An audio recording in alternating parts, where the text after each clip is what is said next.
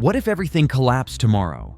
What if your savings vanished, your job disappeared, and the dollar became worthless overnight? Could America survive its darkest economic hour, or is it already too late? Chapter 1. The collapse begins. It starts like any other morning. Most Americans brew their coffee, check the news, and head to work, unaware that the financial foundation beneath their feet is beginning to crack. But for weeks, perhaps even months, economists had warned of a potential collapse. Their voices were drowned out in a sea of political drama and superficial headlines, but the signs were there. The dollar had steadily lost value, inflation climbed sharply, and wages remained frustratingly stagnant. The average American, earning around $66,000 a year, was already juggling mortgages, childcare, and healthcare with little room to breathe. Then the tipping point hit. A convergence of economic pressure, stagflation, rising interest rates, and global trade tension triggered a cascading collapse. Unlike typical recessions, stagflation is a dangerous economic condition defined by stagnant growth, surging inflation, and rising unemployment all at once. Raising interest rates could curb inflation, but doing so worsens unemployment. There's no easy fix, and that's what makes it deadly.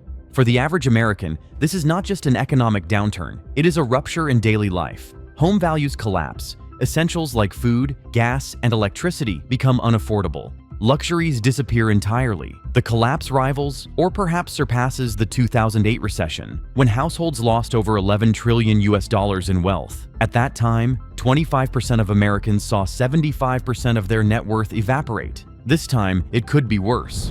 Chapter 2. The deepening crisis. By the second day, the impact becomes undeniable. Americans wake up to headlines screaming about market losses and mass layoffs.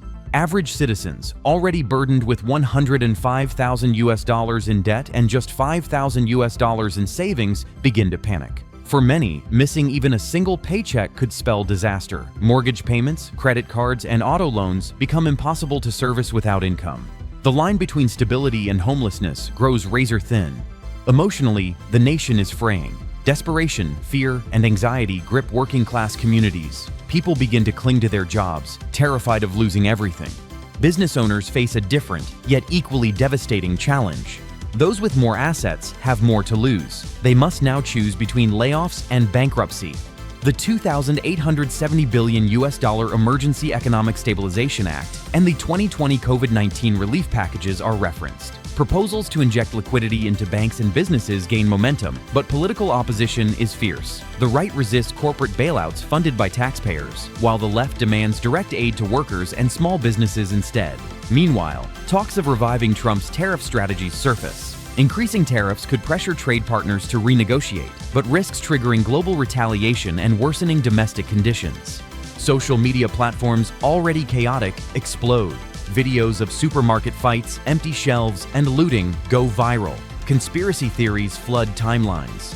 Foreign actors weaponize the moment, deploying bot armies to stoke division, spread misinformation, and incite violence. Digital manipulation fuels real-world chaos. Chapter 3. Breakdown and Gridlock. By a week, the dominoes fall with brutal speed. Hope for a quick solution vanishes. Businesses begin shutting down entirely. Mass layoffs dominate the news cycle. Lines of credit are frozen. Banks, uncertain of which clients can survive, demand immediate repayment of outstanding debts. Entrepreneurs and small business owners, many of whom had hoped to weather the storm, begin filing for bankruptcy. Attention shifts back to Washington. The only hope left is a vote in Congress to raise the debt ceiling, an action the U.S. has taken over 100 times in its history. If passed, it would allow the government to borrow more money and delay the crash. But the vote stalls. Political infighting paralyzes Congress. Amendments pile on, and unity evaporates. Even within Trump's own party, opposition rises. The bill fails. The United States officially defaulted on its debt. Almost instantly, foreign investors dump U.S. assets. The dollar value crashes even further. Countries that rely on U.S. demand for exports face immediate downturns. Confidence in the dollar as a global reserve currency is shaken, maybe permanently. The national economy is in freefall. Civil unrest spreads. Food banks are overwhelmed. Mental health emergencies surge. From coast to coast, America becomes a nation on edge. And as federal programs stall and financial lifelines collapse, questions arise. Where? If anywhere, can Americans still find stability?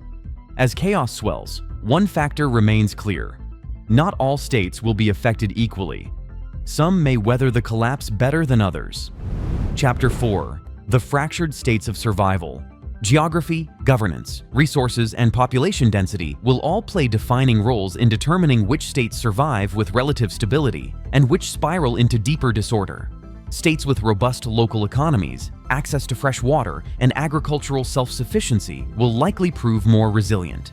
For example, states like Texas, with vast land, oil reserves, and a history of independent energy infrastructure, may endure longer under economic stress. Similarly, areas with lower population densities, such as Montana or Wyoming, might avoid the immediate chaos that could engulf densely packed cities where food, power, and public order can vanish within days. Moreover, states that have prioritized disaster preparedness with strong National Guard units and community-based emergency systems could maintain basic civic functions longer than others. Social cohesion and political unity will also be critical. States with deeply polarized populations may find themselves paralyzed by internal conflict, while those with more unified communities may band together and protect shared resources. Local leadership will be tested, and governors who can command loyalty, maintain order, and negotiate resources will become central figures in their region's survival. States with existing tensions, whether racial, economic, or ideological, may see those fractures erupt into open conflict, while others that have fostered inclusive governance might experience a more collaborative crisis response.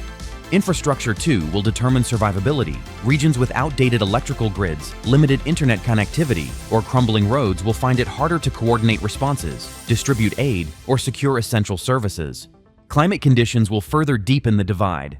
Southern states prone to hurricanes, heat waves, and rising sea levels will be hit harder and more frequently, whereas northern and inland states may offer safer conditions, though perhaps not indefinitely. States with strong borders and easily defensible terrain could impose curfews, restrict movement, and control access more effectively, creating semi-autonomous zones of relative calm. In contrast, states reliant on federal support, vulnerable to sea level rise, or dependent on long supply chains may experience faster collapse and slower recovery. As the federal government falters or fragments, the responsibility of governance may revert to state authorities or even local militias and community councils. The America we know may not survive a full-scale collapse. It could splinter into survival zones and chaos. This future isn't guaranteed, but the question remains, are we ready if it does? That's all that truly matters.